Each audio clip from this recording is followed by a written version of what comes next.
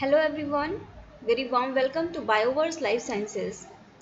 उम्मीद है आप सभी अच्छे होंगे। आज का जो हमारा वीडियो है इसमें हम डीएनए रेप्लिकेशन को ही कंटिन्यू करने वाले हैं। जो हमारा प्रीवियस लेक्चर था रेप्लिकेशन के लिए किस तरीके से डीएनए पॉलीमरेज वर्क करता है, जैसा कि हमें पता है डीएनए पॉलीमरेज रेप्लिकेशन के लिए मेन एंजाइम होता है। तो डीएनए रेप्लिकेशन के एंजाइम की प्रोसेसिविटी बहुत ज़्यादा होती है, क्योंकि डीएनए का रेप्लिकेशन हो रहा है, चीज़ें एक जनरेशन से दूसरी जनरेशन में ट्रांसफ़र हो रही हैं। तो हमारा जेनेटिक मटेरियल डीएनए है, तो उसमें सिंथेसिस उसकी इस तरीके से होनी चाहिए, उसका रेप्लिकेशन इस तरीके से होना चाहिए कि कोई भी इंफॉर्मेशन गलत एक जनरेशन से दूसरी जनरेशन में ना पहुँचे, सारी इन्फॉर्मेशन एक्यूरेट हो। तो उसके लिए बहुत ज़रूरी है कि डीएनए पॉलीमरेज बहुत अच्छे तरीके से अपनी प्रोसेसिविटी शो कर रहा हो। ये सारी चीज़ें हम प्रीवियस लेक्चर्स में पढ़ चुके हैं। अगर आपने वो वीडियोस नहीं देखे हैं तो मैं रिकमेंड करूँगी आप उनको भी देखिए। और आज हम देखेंगे जो रेप्लिकेशन का इनिशिएशन होता है। रेप्लिकेशन की शुरुआत करने के लिए ज़रूरी होता है प्राइमर का बनना।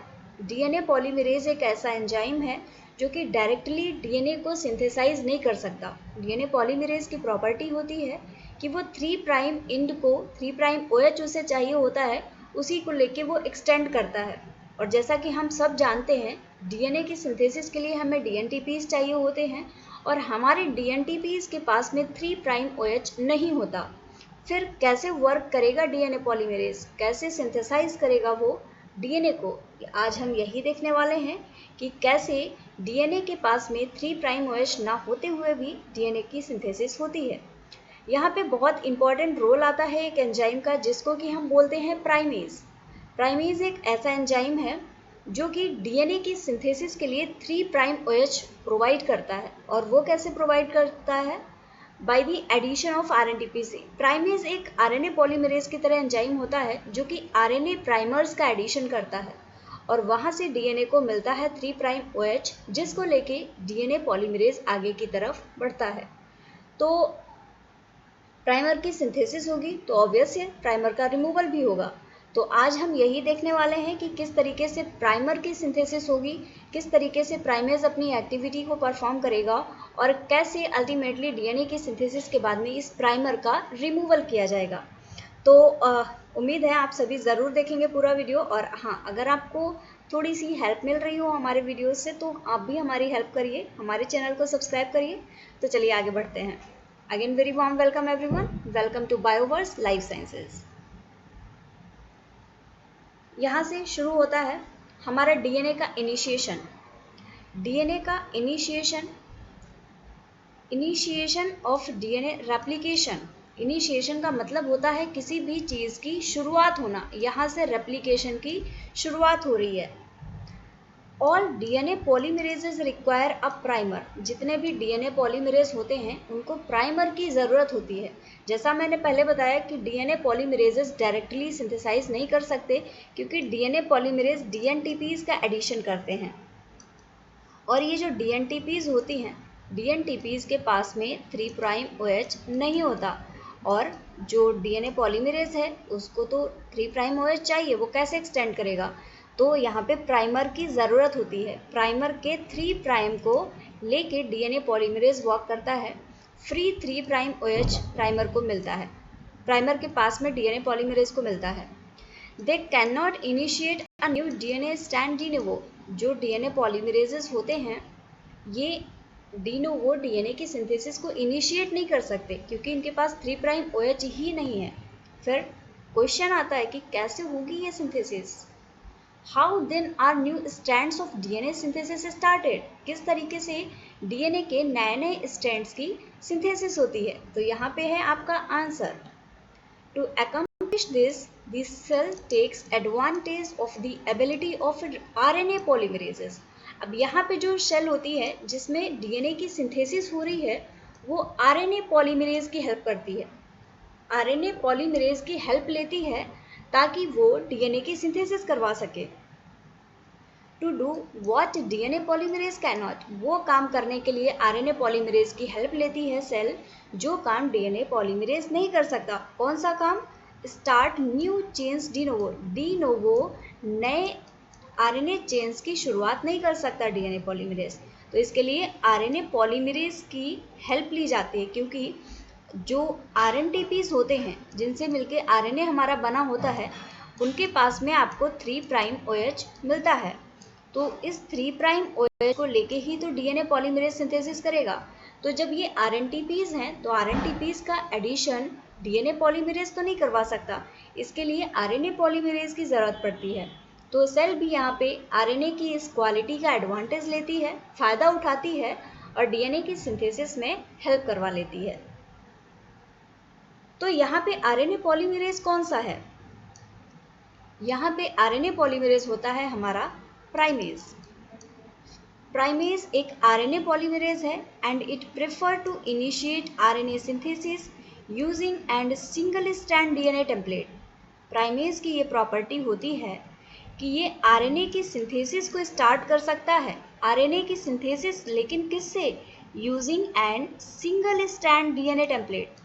ये डीएनए से आरएनए की सिंथेसिस से स्टार्ट कर देता है। आपके पास में डबल स्टैंडर्ड डीएनए है, आपने प्राइमेज को लगाया, प्राइमेज ने प्राइमर्स बना दिए, यहाँ पे डीएनए का stand as a template use किया और यहाँ पे आरएनए की सिंथेसिस कर दी। यही क्वालिटी होती है प्राइमेज की, containing a particular trimer.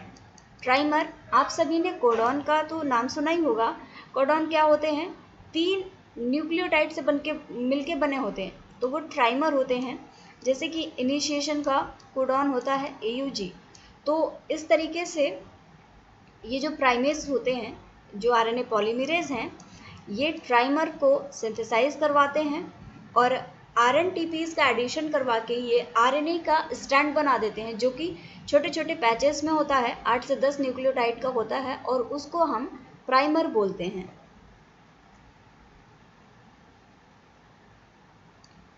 Primase is a specialised RNA polymerase. एक टाइप का ये आरएनए पॉलीमरेज है dedicated to making short RNA primers, जो कि शॉर्ट आरएनए प्राइमर्स की सिंथेसिस करवाता है। आरएनए प्राइमर्स की लेंथ हो सकती है 5 to 10 न्यूक्लियोटाइड्स लॉन्ग। 5 से 10 न्यूक्लियोटाइड से मिलके ये प्राइमर बना हुआ हो सकता है। जितना भी हाईलाइटेड पोर्शन है, जितना भी कलर्ड पोर्शन है, बहुत इंपॉर्टेंट पॉइंट्स हैं और उम्मीद करती हूँ कि आप लोग इनको याद भी ज़रूर रखेंगे। और ये जो प्राइमर की सिंथेसिस होती है, ये सिंगल स्ट्रैंड डीएनए टेम्पलेट पर ही होती है। आप यहाँ पे देख सकते हैं, ये डायग्राम हम पहले भी डिस्कस कर चुके हैं। यहाँ पे डीएनए की सिंथेसिस होने के लिए देखिएगा ग्रीन कलर से दिखाया गया है प्राइमर लगा और उस प्राइमर को डीएनए ने एक्सटेंड करके डीएनए की सिंथेसिस करवा दी है। उसी तरीके से दूसरे स्टैंड पे भी आप देख सकते हैं, लेकिन यहाँ पे प्राइमर्स का नंबर ज़्यादा मिल रहा है। नंबर ज़्यादा क्यों है, ये भी हम डिस्कस कर चुके हैं प्रीवियस वीडियो में, और अगर आपने नहीं देखा है तो उसको भी देखिए, ताकि चीज़ें आप बेसिक लेवल से लेके चलें और एडवांस लेवल तक सीख सकें। लैगिंग स्टैंड पे रेप्लिकेशन कुछ इस तरीके से होता है कि टुकड़ों में रेप्लिकेशन होता है। तो जब रेप्लिकेशन टुकड़ों में होगा, जितनी बार रेप्लिकेशन होगा उतनी ही बार प्राइमर की ज़रूरत पड़ेगी। इसीलिए जो हमारा लैगिंग स्टैंड होता है उस पर बहुत सारे प्राइमर्स बनते हैं, जबकि लीडिंग स्टैंड की सिंथेसिस कंटिन्यूअस होती है, इसीलिए सिर्फ एक ही प्राइमर पूरे स्टैंड को एक्सटेंड कर देता है। Now these primers are subsequently extended by DNA polymerase। अब जब प्राइमर्स बन जाते हैं, इन पॉलीमरेजेस को, इन प्राइमर्स को डीएनए पॉलीमरेज के द्वारा एक्सटेंड करा दिया जाता है। Although DNA polymerases incorporate only deoxyribonucleotides, जो डीएनए पॉलीमरेज हैं, इनकी क्वालिटी होती है कि ये सिर्फ डीएनटीपीज का एडिशन करवा सकते हैं, डीऑक्सीराइबोन्यूक्लियोटाइड्स का एडिशन करवा सकते हैं डीएनए में। Still, they can initiate synthesis using either an RNA primer or a DNA primer annealed to the DNA template। इनके पास में ये भी क्वालिटी होती है कि ये तो या तो आरएनए प्राइमर या फिर डीएनए प्राइमर को अगर कोई भी यहाँ पे डीएनए का प्राइमर ही बना के लगा दिया गया है, लेकिन अगर 3' OH इसको मिल रहा है तो ये इसको एक्सटेंड करा देगा। टेम्पलेट का जो सिंथेसिस होना होगा, ये डीएनए का रेप्लिकेशन उसी टेम्पलेट से करवा देगा। नेक्स्ट आता है, आरएनए प्राइमर तो लगा दिया आपने, सिंथेसिस करवा ली। अब क्या होता है, RNA primers must be removed to complete DNA replication. DNA के रेप्लिकेशन को कंप्लीट करने के लिए ये बहुत ज़रूरी होता है कि जो RNA के प्राइमर्स आपने लगाए हैं आप उनको रिमूव करें, क्योंकि आपने DNA की सिंथेसिस करवाई। अब DNA में आपको प्राइमर लगा मिलेगा, आपको DNA के बीच में RNA मिलेगा, फिर आप कैसे बोल सकते हैं कि ये आपका DNA है? ये तो हाइब्रिड हो जाएगा, DNA RNA दोनों ही मिल जाएगा। इसीलिए बहुत ज़रूरी होता है कि RNA का पार्ट जो है उसको रिमूव किया जाए। रिमूवल कैसे होता है चलिए देखते हैं। To replace the RNA primers with DNA के साथ में जो RNA के प्राइमर्स लगे हुए हैं उनको रिप्लेस करने के लिए N enzyme called RNase H। RNase H बहुत इंपॉर्टेंट एंजाइम है, आप इसका फंक्शन ज़रूर याद रखिएगा, अक्सर क्वेश्चन भी पूछा जाता है। ये जो RNase H होता है, it recognises and removes most of each RNA primer. RNase H की ये प्रॉपर्टी होती है कि ये ज़्यादातर जो भी RNA प्राइमर का पार्ट होता है ये उसको रिमूव कर देता है। This enzyme specifically degrades RNA that is base paired with DNA। ये जो एंजाइम होता है RNase H, ये क्या करता है, अगर मैं आपको बना के दिखाना चाहूँ, अगर ये हमारा DNA है और यहाँ पे प्राइमर लगा हुआ है, इस पार्ट को हम बड़ा करके देखते हैं। ये हमारा DNA का पार्ट है और ये यहाँ पे RNA का प्राइमर जुड़ा हुआ है। तो RNase H क्या करता है, ये RNase H में जो H लगा हुआ है इसका मतलब होता है हाइब्रिड। DNA है, DNA को लेके इसने प्राइमर बनाया RNA का, DNA RNA का हाइब्रिड हो गया। अब RNase H आएगा हाइब्रिड में से, DNA RNA के हाइब्रिड में से RNA को डिग्रेड कर देगा। RNA का जब डिग्रेडेशन हो जाएगा तो आपके पास में ये DNA बच जाएगा। अब DNA तो बच गया, लेकिन अब RNA प्राइमर वाली जगह खाली हो गई, इसका क्या होगा ये भी हम देखेंगे। फिलहाल के लिए हम सिर्फ इतना देख रहे हैं, ये जो RNase H है ये DNA RNA के हाइब्रिड में से ये जो RNA वाला पार्ट होता है ये इसको डिग्रेड कर देता है। RNase H removes all of the RNA primer except the ribonucleotide directly linked to the DNA end। RNase H सारी RNA के प्राइमर को तो हटा देता है, लेकिन DNA से जो डायरेक्टली जुड़ा हुआ होता है उसको ये रिमूव नहीं कर पाता, और उसके लिए एक दूसरा एंजाइम आता है जिसको कि हम बोलते हैं FEN1। उसके बारे में हम बाद में पढ़ेंगे जब हम DNA के रेप्लिकेशन को कंप्लीट कर लेंगे। फिलहाल के लिए मैंने उसका नाम बता दिया है आपको, लेकिन यहाँ पे मेजर रोल होता है RNase H का, तो हम RNase H की ही बात करेंगे, क्योंकि जो FEN1 होता है ये स्पेसिफिक होता है। प्रोकैरियोट यूकैरियोट में अलग अलग रेप्लिकेशन होता है और अलग अलग उनके स्पेसिफिकेशंस होते हैं।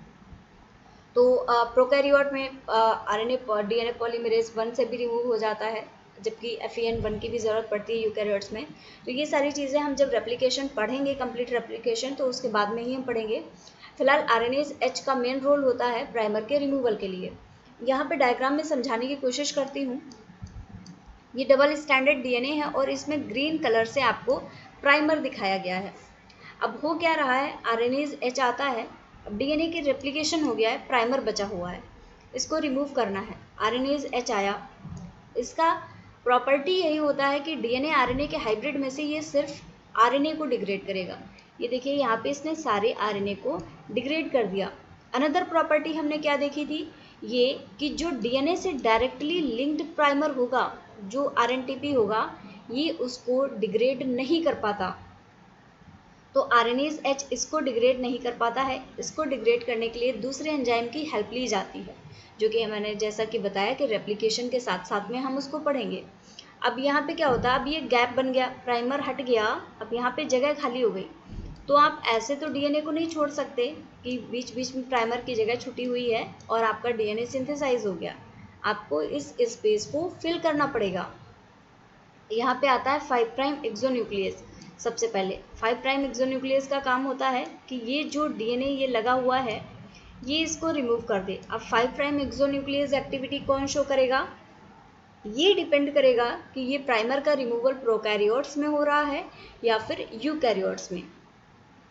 अब 5 प्राइम एक्सोन्यूक्लियस का नाम क्या होगा, ये DNA पॉल 1 भी हो सकता है और इसके साथ में ये FEN1 भी हो सकता है। तो ये डिपेंड करेगा कि कहाँ पे रिमूवल हो रहा है प्राइमर का। 5 प्राइम एक्सोन्यूक्लियस ने जो फाइनल बचा हुआ RNTP था उसको भी रिमूव कर दिया। अब आपका गैप आया, ये प्राइमर टेम्पलेट जंक्शन है और ये आपका गैप है। यहाँ पे आता है डीएनए पॉलीमरेज, क्योंकि अब डीएनए की सिंथेसिस ही तो करवानी है भाई। यहाँ पे जगह खाली हो गई, यहाँ पे आप डीएनए की सिंथेसिस करवा देंगे।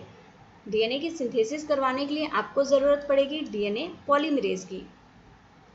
डीएनए पॉलीमरेज आता है, यहाँ पे सिंथेसिस कर देता है।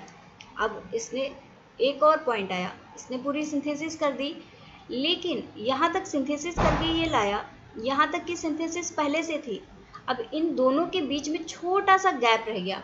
इस गैप को नाम दिया जाता है निक, इसको हम निक बोलते हैं। और इस निक को भरने के लिए, इस गैप को भरने के लिए यहाँ पे अगला एंजाइम आता है, that is DNA ligase. Ligase एक ग्लू की तरह वर्क करता है और ये इस स्टैंड को, इस निक को सिंथेसाइज कर देता है, या कर सकते हैं कि ग्लू की तरह वर्क करके ये इन दोनों स्टैंड्स को जोड़ देता है। और इस तरीके से कंप्लीट होता है डीएनए का रेप्लिकेशन।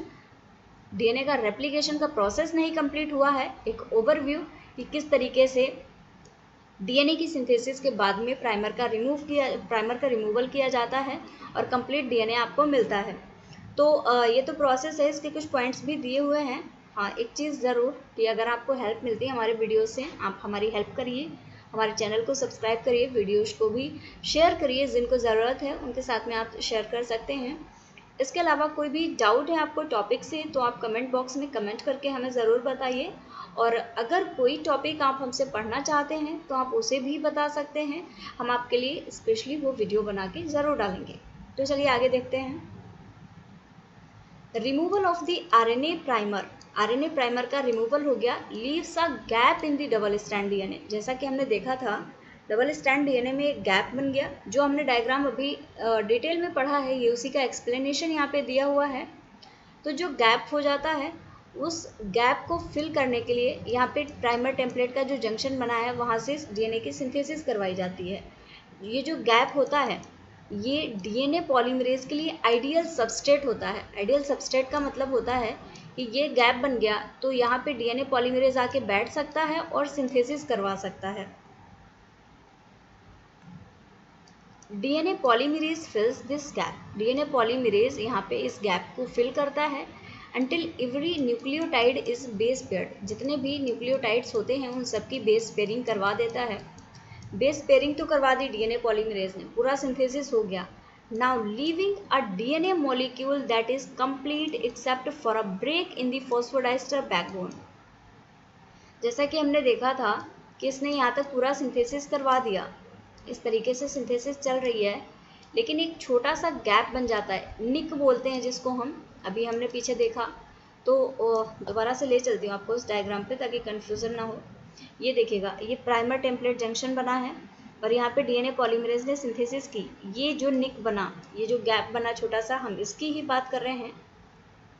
ये जो छोटा सा गैप रह जाता है, यहाँ पे फॉस्फोडाइस्टर बॉन्ड प्रेजेंट नहीं होता है। अब उस गैप को फिल करने के लिए क्या होता है, ये जो गैप होता है, जो डीएनए पॉलीमरेज है 3 प्राइम से सिंथेसिस करते हुए आ रहा है। अब ये डायरेक्शन तो 3 प्राइम टू 5 प्राइम है, तो ये 3 प्राइम और 5 प्राइम पे क्या होता है, फॉस्फेट, और 3 प्राइम पे क्या होता है, OH। तो 3 प्राइम OH और 5 प्राइम फॉस्फेट के बीच में बॉन्ड नहीं बना होता है। अब जो फॉस्फेट और OH के बीच में जो बॉन्ड बनता है, फॉस्फोडाइस्टर बॉन्ड होता है। फॉस्फोडाइस्टर बैकबोन जो होती है, उसमें इन दोनों के बीच में बॉन्ड बनाने की ज़रूरत पड़ती है। तो इस बॉन्ड को बनाने के लिए आता है DNA ligase. This nick in the DNA can be repaired by an enzyme called DNA ligase. DNA ligase की मदद से इस निक को सील कर दिया जाता है, रिपेयर कर दिया जाता है, या कह सकते हैं एक ग्लू की तरह दोनों को चिपका दिया जाता है। और यहाँ पे डीएनए का आपका पूरा जो स्ट्रैंड है वो प्रॉपर कुछ इस तरीके से मिल जाता है। स्टैंड तो मैंने बहुत बुरा बनाया, दोबारा से ट्राई करके बनाती हूँ। हाँ, कुछ ठीक बना है, कुछ हद तक इस तरीके से आपको प्रॉपर डीएनए मिल जाता है। तो उम्मीद है आपको वीडियो पसंद आया होगा, कैसा लगा ज़रूर बताइए, चैनल को भी सब्सक्राइब करिए और हाँ, वीडियो को शेयर भी करिए, लाइक भी करिए। हमारा जो नेक्स्ट वीडियो आएगा उसमें अब हम डीएनए इनिशिएशन का नेक्स्ट पार्ट पढ़ेंगे कि कैसे डीएनए का जो रेप्लिकेशन फॉर्क बनता है वो ओपन होता है, यहाँ पे आता है हेलिकेज एंजाइम। हेलिकेज एंजाइम की एक्टिविटी को हम नेक्स्ट वीडियो में पढ़ेंगे। तब तक के लिए टाटा बाय बाय। सभी लोग अपना ख्याल रखिए, सुरक्षित रहिए और पढ़ाई करते रहिए और हमें भी फीडबैक ज़रूर देते रहिए। मिलते हैं नेक्स्ट वीडियो में, तब तक के लिए tata bye bye, take care everyone.